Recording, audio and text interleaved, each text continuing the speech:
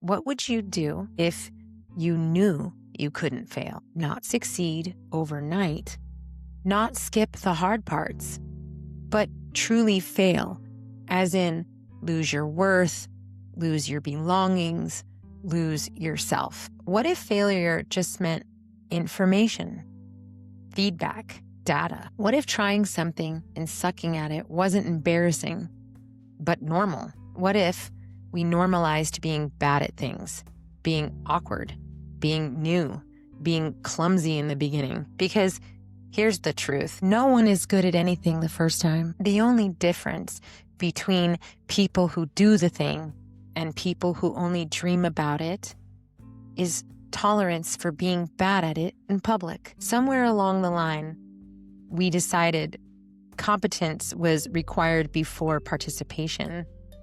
But imagine if kids were told, hey, go try that. You're probably going to suck for a while, and that's exactly how it's supposed to work. Imagine if adults lived that way. What businesses would exist? What art would be made? What books would be written?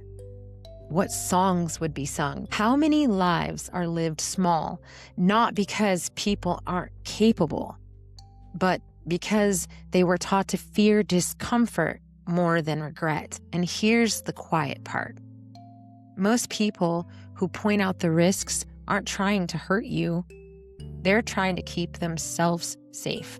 They project their own fear onto your dream, their own disappointments, their own roads not taken. So when someone says, be careful, what if it doesn't work? Don't get your hopes up. What they're often really saying is, I couldn't survive that disappointment, and I don't know how to watch you try. But here's the reframe. What if disappointment isn't dangerous?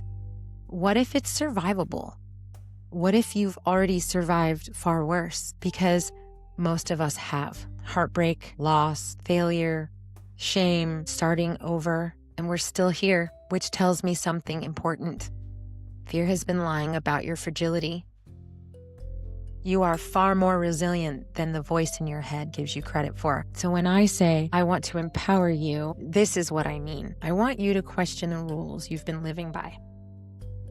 To ask who taught them to you and whether they still deserve authority over your life. Because if fear wasn't in charge, what would you try this year? Not forever, not perfectly.